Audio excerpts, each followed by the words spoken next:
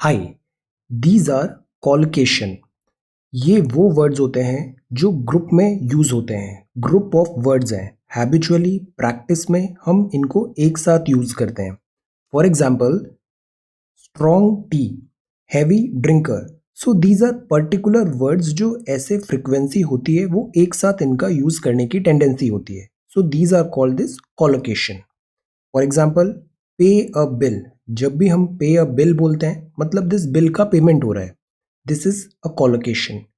I refuse to pay a bill if I am not satisfied with the service. You are not satisfied with the service, you will not pay a bill. पे a fine. पे a fine, जुर्माना भरना।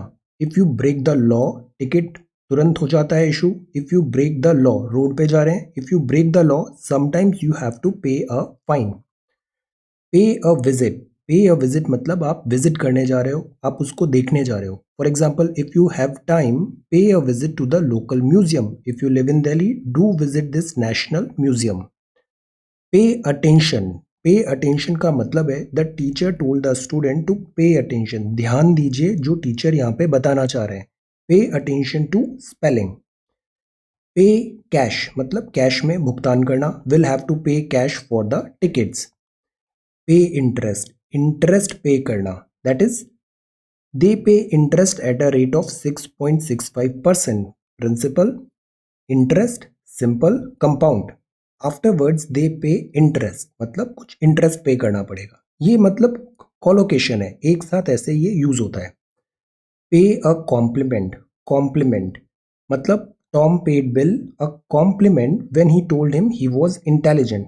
Tom ने Bill को क्या दिया?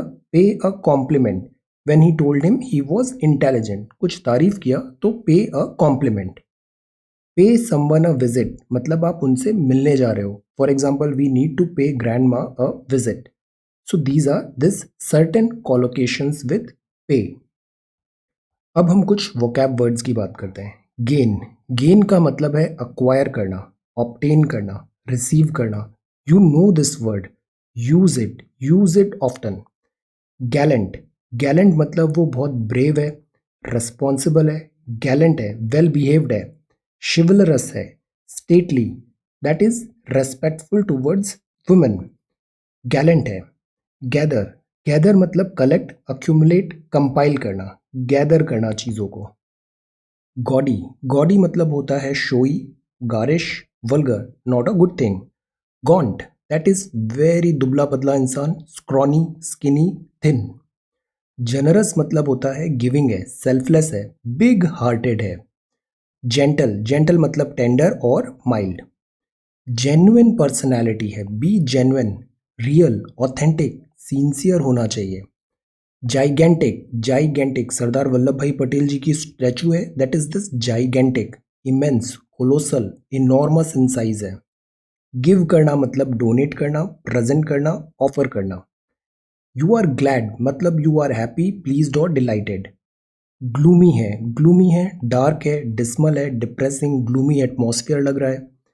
Glorious. Glorious मतलब splendid, magnificent, superb. Good हो। गुड हो मतलब nice, fine, well behaved. Gorgeous का मतलब होता है रैविशिंग है, डेजलिंग है, स्टनिंग है। ग्रैटिट्यूड, ये बहुत इंपॉर्टेंट वर्ड है, ग्रैटिट्यूड। बी ग्रेटफुल, जितना ग्रेटफुल होते हैं उतने ही रीजंस और मिलते हैं ग्रेटफुल होने के। तो ग्रैटिट्यूड। Thankfulness, appreciation. ग्रेट का मतलब है आउटस्टैंडिंग और remarkable. So these are certain words जो वोकेबुलरी, रिटर्न, वर्बल दोनों में रिफ्लेक्ट होने चाहिए। These are certain vocabulary words.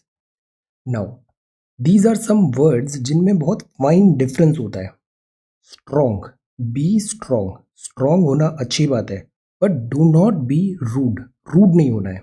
B strong but not rude. Kind होना अच्छी बात है, be kind, be kind but not weak. Be bold, be bold but not bully, bold होना है बट बुली नहीं होना है। बी हम्बल, हम्बल रहना बहुत अच्छी बात है, humility is good thing, but इसका मतलब ये नहीं है कि आप टिमिड हो जाओ।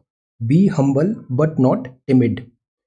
B proud, you should be very proud of yourself. Proud होना अच्छी बात है बट एरोगेंट नहीं होना है। So be proud but not arrogant. Be strong but not rude. Be kind but not weak. Be bold but not bully. Be humble but not timid. Be proud but not arrogant. So this is 24th of October 2020, set number 57, 5-minute English. Thank you so much for watching this video. Take care, study well and be safe.